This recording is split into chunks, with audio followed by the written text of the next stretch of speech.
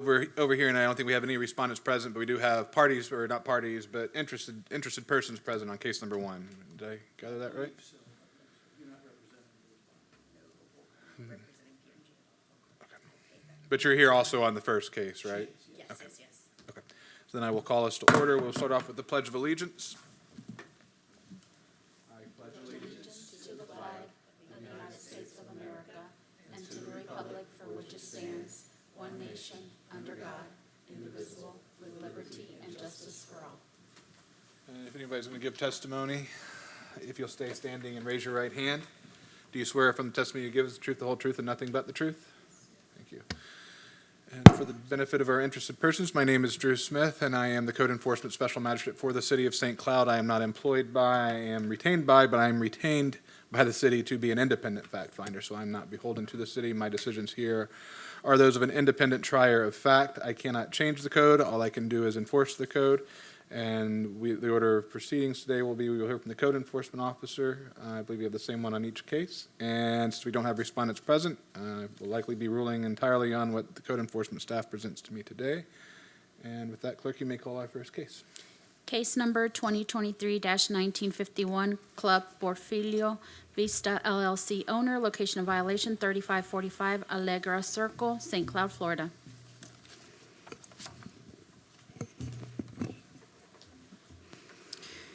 Good afternoon, April Bennett, Code Enforcement Officer. I am presenting this case for the property located at 3545 Allegra Circle. At this time, I would like to enter into evidence the following items: copy of the notice of violation sent by certified mail to the owner of record and the registered agent, copy of the notice of violation sent by regular mail to the owner of record and the registered agent, copy of the statement of violation and notice of hearing sent by certified mail to the owner of record, the registered agent, posted on the property and City Hall, copy of the PowerPoint presentation, affidavit of posting, evidence of mailings, the code section in violation of, a copy of the original deed to the property and the certificate of title, copy of the cost incurred if the magistrate finds the respondent in violation in the amount of $367.90, and a copy of email correspondence with the property management company detailing the timeline of what we're going to go over. And they are not present besides the residents.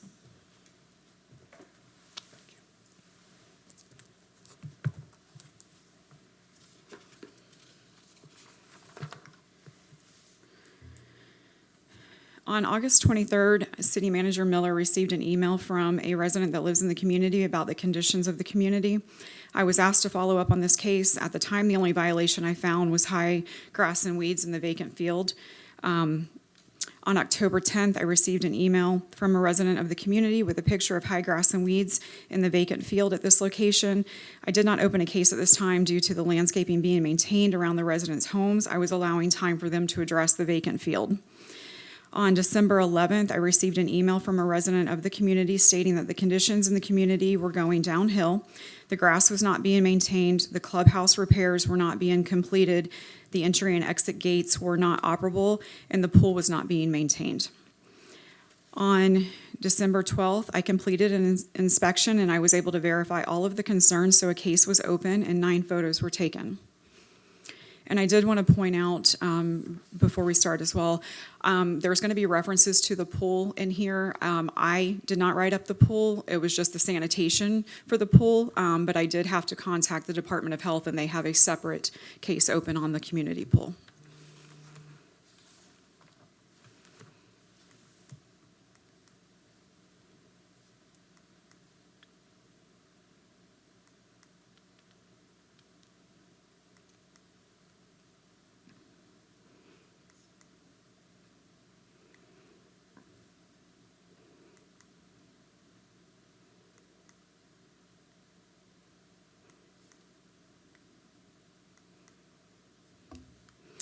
On December 14th, I sent out a notice of violation by certified mail to the owner of record and the registered agent. An email was sent to the Department of Health with photos for them to address the condition of the community pool. On January 2nd, a re-inspection was completed, and I observed that the property was mowed. However, the clubhouse repairs were not being completed. There were broken window glass in the doors and the windows. The entry and exit gates were not operable, and the pool was green. 5 photos were taken.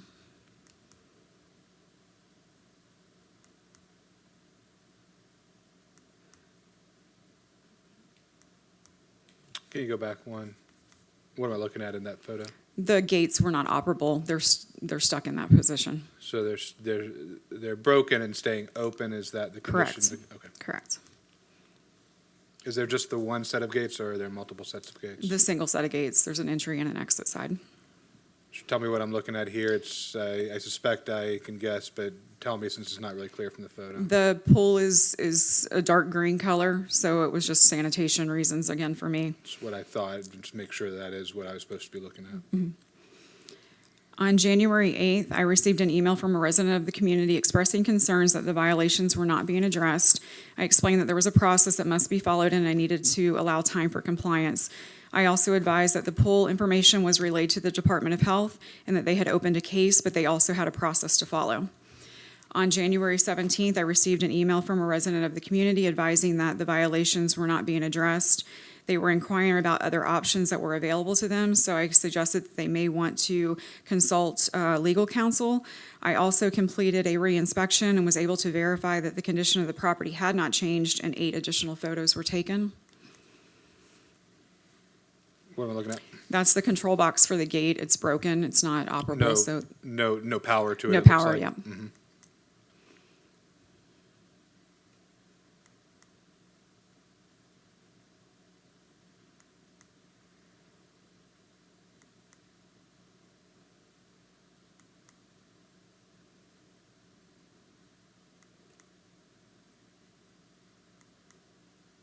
Have you had any correspondence or communication back from the respondent?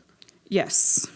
And I will, that's You coming get up to in it on my- your own time. Yes. Just, I'm always On curious about January 19th, I received a phone call from Diane Blithwood, who is with the PMG Asset Services, advising that she was in receipt of the notice of violation.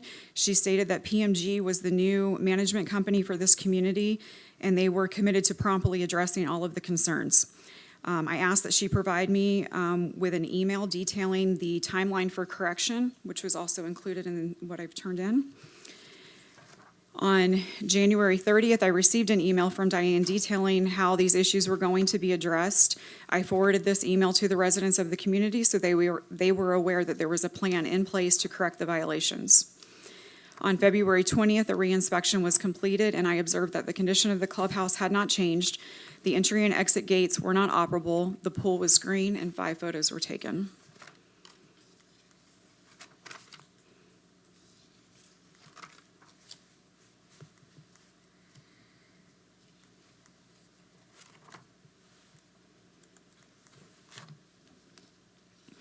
On February 22nd, I sent an email to the property management company for an update. I received an email from Diane with the steps taken to initiate repairs.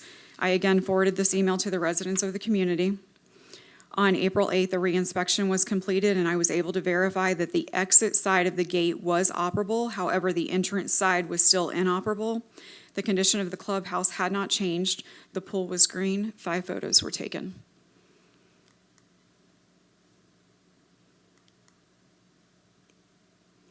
That's the exit side, and it was showing that it's now working.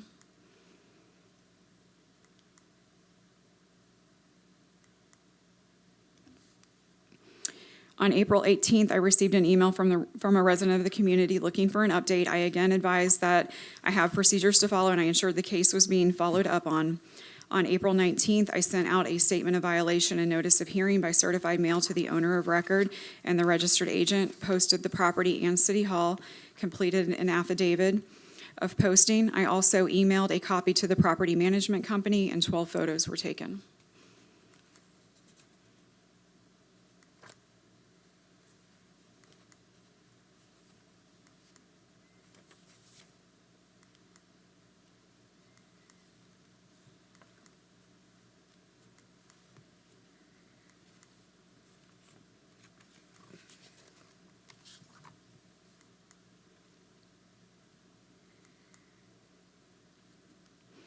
On May 10th, the re-inspection was completed, and there was a maintenance representative that verified that the entry and exit gates are operational. The windows and doors for the clubhouse were ordered, and the pool was being drained over the weekend to be acid washed, and they would be replacing the 3 broken pool pumps.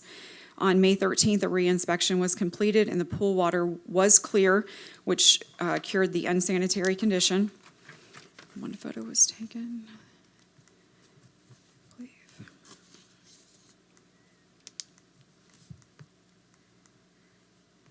Pool's still clear today? Yes. It is the city's recommendation the respondent be found in violation of allowing the clubhouse at this location to remain in disrepair with broken window glass in the doors and windows, non-functioning enter and exit gates in an unsanitary condition and not corrected by the time specified. The city would recommend the respondent be given until May 31st to correct the violations, or a fine in the amount of $250 a day be assessed until compliance is met. The city would also request the cost incurred in bringing this case before the magistrate in the amount of $367.90 to be paid within 7 days of the written order by the special magistrate. And that concludes my presentation. Walk me through the violations you cited, contrasted to those that are left. What's left to be cured? Because the pool's been cured. I think I got the sense from your testimony and the exhibits that the entrance exit gate has been cured, and all that's left is glass and doors and windows. Am I missing something? No, they just weren't cured by the time specified, but they are. But they are cured today. They are cured So, now. yeah, Yep. I don't have to tell them to fix those by June 5th. No, was my no, point, just so I can be the, clear in the order. Just the exit doors or the doors and the windows.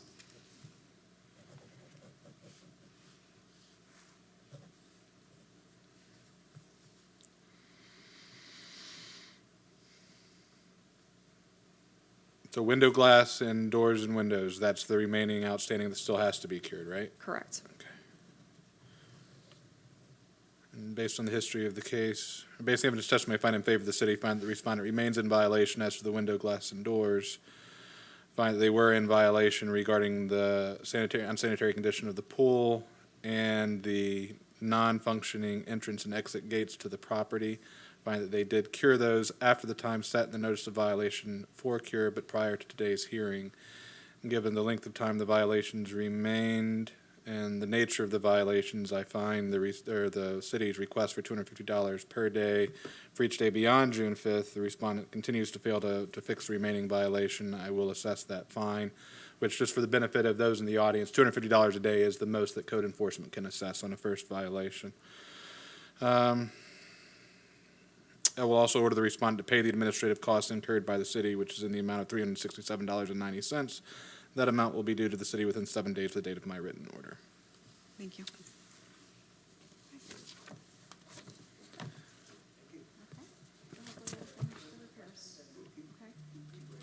Okay, you got my email.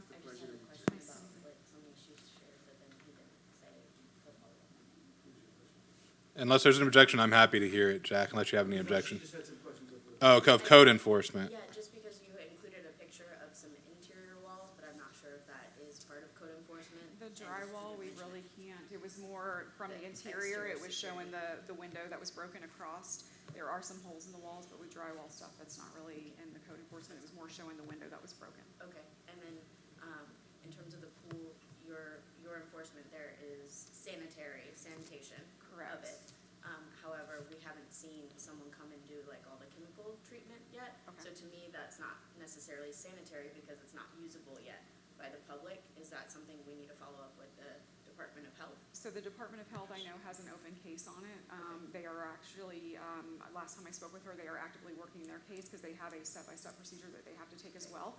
So I don't know where they're at in that procedure, but I can email you and let you know the contact that I have there. I believe her name is Julie, but she is working on that part of it. Okay, So, great, thank okay. you. You're I welcome. appreciate all your help. Yeah, no Thank problem. you very much. No problem. Thank you. Take care.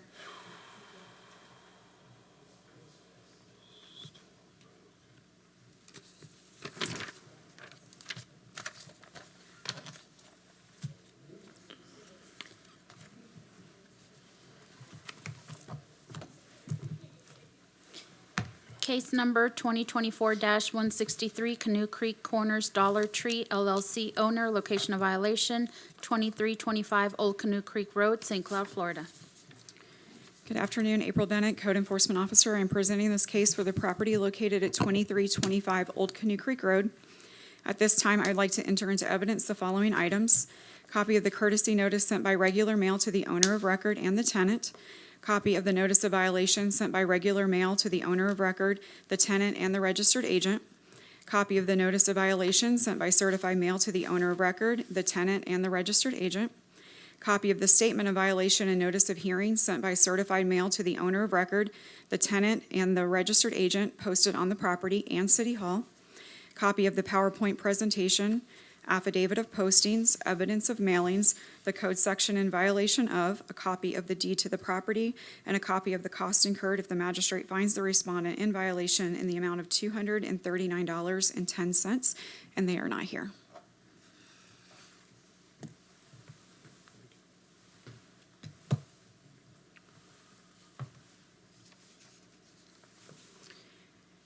On January 23rd, while working a delinquent BTR COU report that was received by our Planning and Zoning Department, I was able to verify that the Dollar Tree did not renew their BTR or COU by September 30th of '23. A case was opened and a courtesy notice was sent out to the owner of record and the tenant. On February 26th, I was able to verify that the BTR or the COU was still in delinquent status. On February 27th, I sent out a notice of violation by regular mail to the owner of record, the tenant, and the registered agent. On March 19th, I was able to verify that the BTR and COU was still in delinquent status. I sent a notice of violation by certified mail to the owner of record, the tenant, and the registered agent.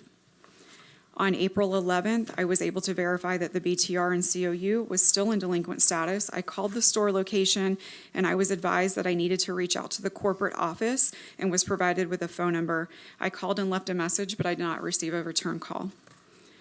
On April 26th, I was able to verify that the BTR and COU was still in delinquent status. I sent out a statement of violation and notice of hearing by certified mail to the owner of record, the tenant, and the registered agent, posted the property and City Hall, did an affidavit of posting, and one photo was taken.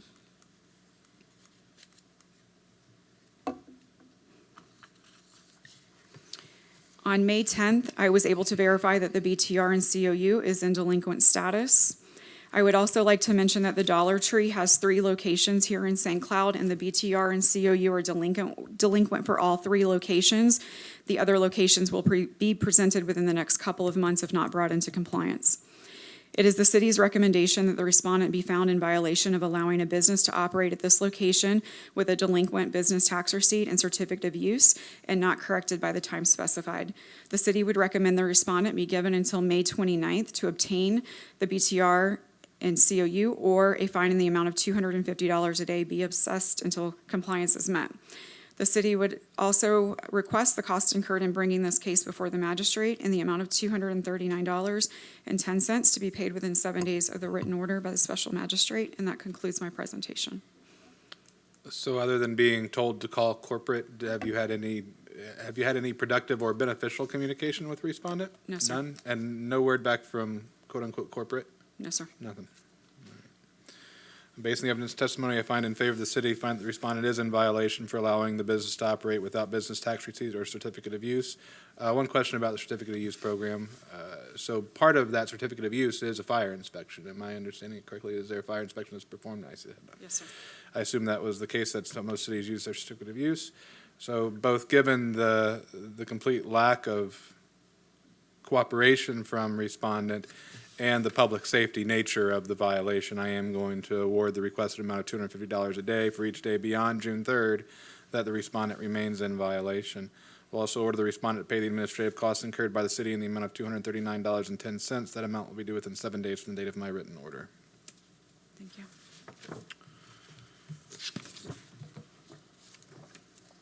Case number 2024-172, Rosemary Matute, owner, location of violation 4721 Pine Lake Drive, St. Cloud, Florida. Give me 1 second before you start. Let me finish my notes. Yes, sir. Sorry. No, you're okay. You're good. Good afternoon, April Bennett, Code Enforcement Officer. I am presenting this case for the property located at 4721 Pine Lake Drive. At this time, I'd like to enter into evidence the following items: copy of the courtesy notice sent by regular mail, copy of the notice of violation sent by regular mail, copy of the notice of violation sent by certified mail, Copy of the statement of violation and notice of hearing sent by certified mail posted on the property and City Hall. Copy of the PowerPoint presentation, affidavit of postings, evidence of mailing, the code section in violation of, copy of the deed to the property, and a copy of the cost incurred if the magistrate finds the respondent in violation in the amount of $223.70. And she is not here.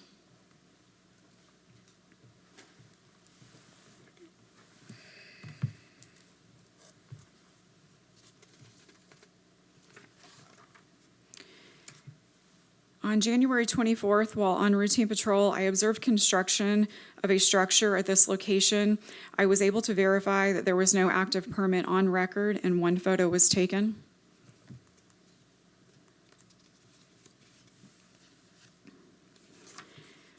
On January 25th, I sent a courtesy notice by regular mail to the owner of record. On February 20th, I called the property owner to discuss the need for a permit for the construction in her rear yard.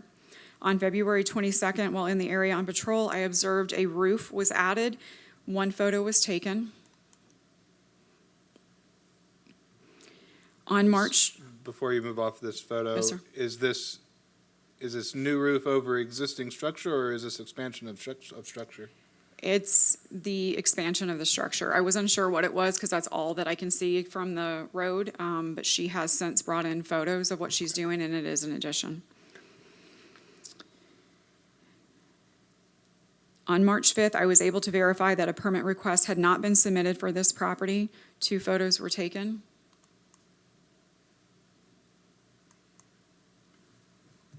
On March 6th, a notice of violation was sent by regular mail to the owner of record. On April 8th, I was able to verify that a permit request had not been submitted. On April 9th, a notice of violation was sent by certified mail to the owner of record. On April 26th, a voicemail was left for the property owner for a status update. On April 29th, I sent a statement of violation and notice of hearing by certified mail, posted the property and City Hall, did an affidavit of posting, and 4 photos were taken.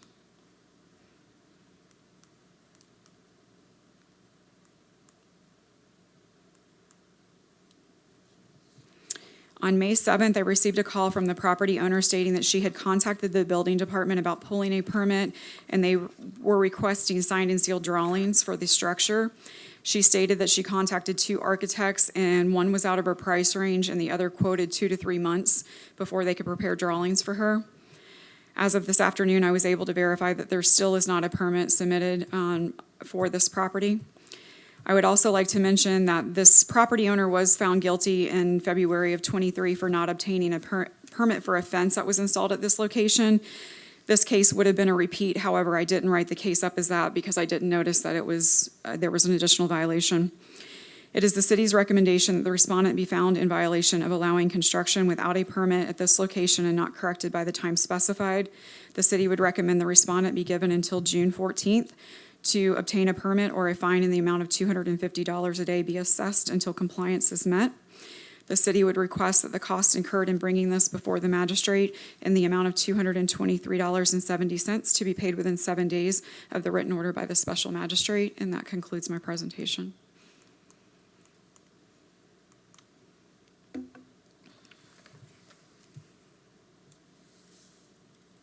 What was your requested compliance date?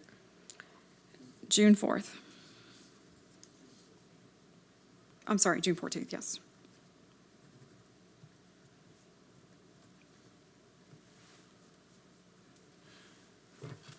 So basically, a month in order to get that permit. I think that's reasonable. Based on the evidence testimony presented, I'll find in favor of the city, find the respondent is in violation for conducting construction work without proper permits.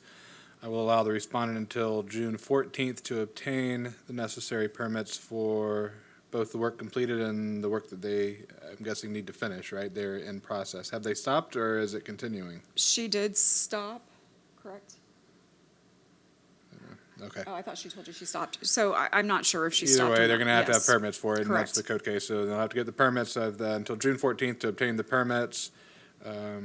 Given the history with respondent, and again, just the fact that this case is drug on, I will enter the requested fine amount of $250 per day for each day beyond June 14th. The respondent remains in noncompliance. Also will order the respondent to pay the administrative costs incurred by the city. I'm going to bump that out to June 14th, primarily since I don't have her here to ask, but you mentioned there being some financial hardship, and I would rather she be spending her money on finding somebody to get these plans in for her and get those permits in the short term. So I'm going to give a little bit of extra time to pay those costs, but I will just tie those to the compliance date of the June 14th. Okay. And with that, all set on that one. Yes, thank you. Case Anyone? number Give me 1 second.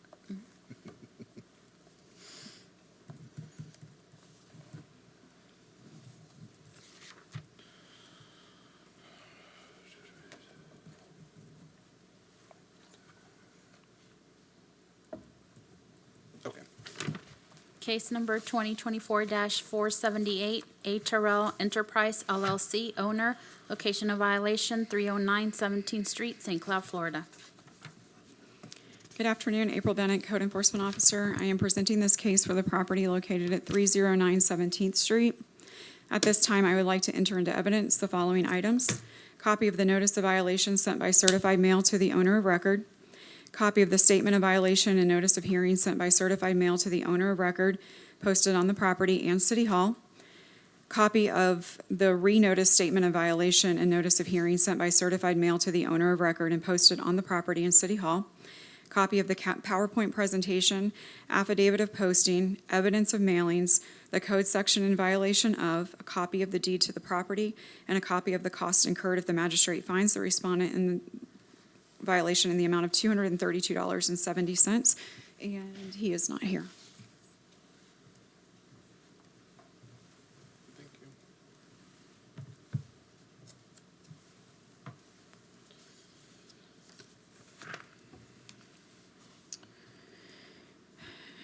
I would like to go over a little bit of history on this property just to bring some points back up before we get into this case. On May 18th of '22, there was a case presented to the magistrate by Officer Miller for no active permit that was found guilty. On June 7th of '22, a revision was submitted to include the complete scope of work. On October 18th of '22, after receiving a complaint from a neighboring property, I asked the chief building inspector to complete a walkthrough of the project. The chief building inspector placed a stop work order on the property for exceeding the scope of work. Both previously issued permits were revoked by the building department. The chief building inspector was also able to provide pictures of the inside of the location. It appears the house and garage were being built into multiple efficiency apartments. There were 4 units in the garage and possibly 5 in the house.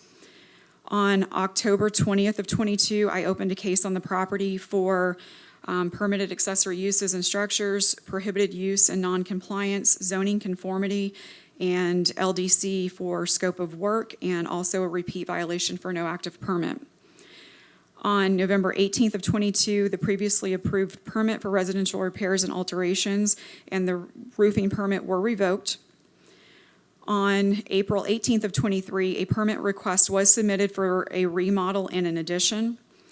On April 19th, this case went to the magistrate, and the owner was found guilty of all the violations that I had listed above. On June 15th of '23, a revision was submitted to address the zoning and the flood disapprovals. On July 13th of '23, a meeting was held with Mr. Tyrell, who is the property owner, Bob Deathridge, the building official, myself, Melissa Howes, and our chief building inspector, and one of the planning and zoning managers at that time, to discuss that there was a need for a permit resubmittal. Mr. Tyrell at that time was advised that the zoning district for this property is an R1, which is only a single-family residence, and that the garage could not be turned into an apartment, that it was a single-family residence and it needed to remain as a single-family residence. He had stated that he would get an architect to revise his drawings and he would resubmit. On August 16th of '23, a revision was submitted to address the building disapprovals. The permit was approved on August 29th of '23 and issued on August 23rd of '23. On September 7th, this property was quitclaim deed from Tyrell Enterprises to A Tyrell Enterprises. So that brings us to where we're at on this case. On February 19th, a complaint was received from a neighboring property owner in reference to this location having apartments already constructed in the garage. A worker of Mr. Tyrell was telling that property owner that Mr. Tyrell is turning that property into 11 efficiency units. On February 29th, an inspection was performed. I was able to verify that there were 4 already installed mini-split units on the backside of the garage. I confirmed with the building department that there was not a permit on record for the installation of the mini-splits, and the scope of previously approved work was exceeded. On March 1st, I sent a notice of violation by certified mail to the owner of record, posted the property and City Hall, did an affidavit of posting, and 3 photos were taken.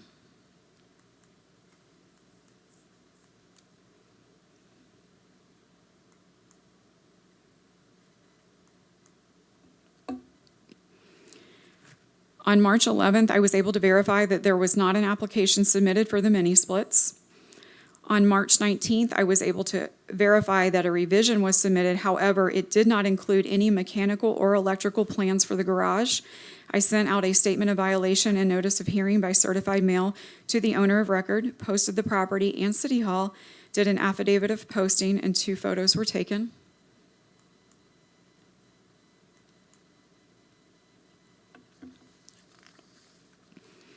On April 11th, I sent an email to Mr. Tyrell to advise him that his hearing was being postponed.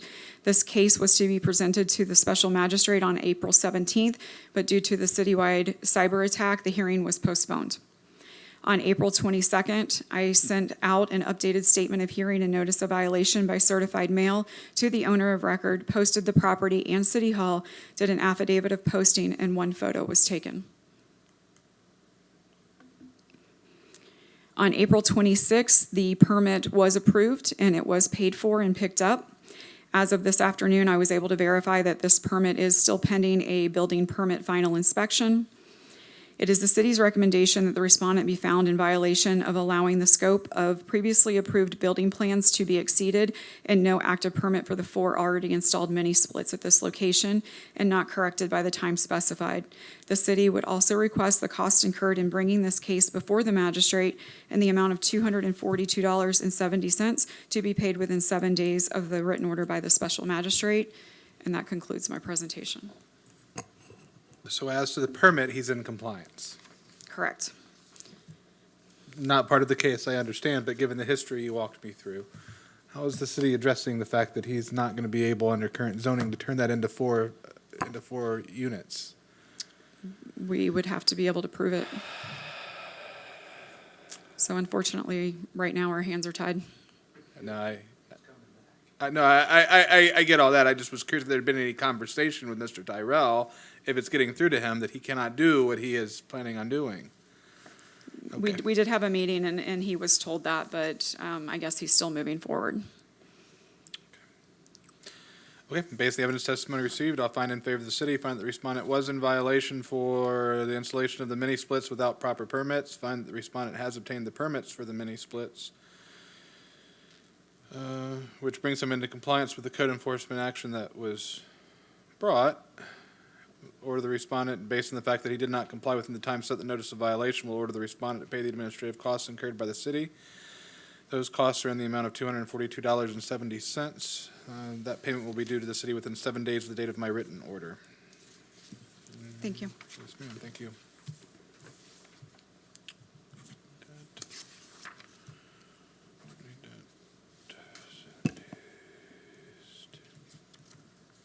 Did you ever get signed agreement on the next one? No? Okay. Unfinished business, reduction of liens under 50,000, case number 2023-1657, Justin J. Scott, owner, location of violation 2921 Lakeshore Boulevard, St. Cloud, Florida. And I just asked the clerk if she'd received signed from the respondent. She has not, but I do see that there is a signed agreement with the city manager has approved a settlement amount. Yes, the assistant city manager Assistant city did manager. sign off, and so obviously if the respondent will move forward, then the city will accept the settlement if it would be subject to the magistrate's approval, as it's less than $50,000. Then I will go ahead and enter that order approving. Would you like me to include a note in here that my order will be contingent upon the respondent signing the agreement with the city? That would be, yes, please, and that it would revert back to its original. I have that in there already, just Yep. figured you wanted something regarding the Yes, sir. contingency, as if they don't sign, you probably want that agreement in addition to my order. Yes, sir. It's nice to have. Yes, sir. Thank you. That was all. Then that is approved. Thank you. New business none. Next scheduled meeting, June 12th, 2024. Thank you. We are adjourned. When I had a long pause when I was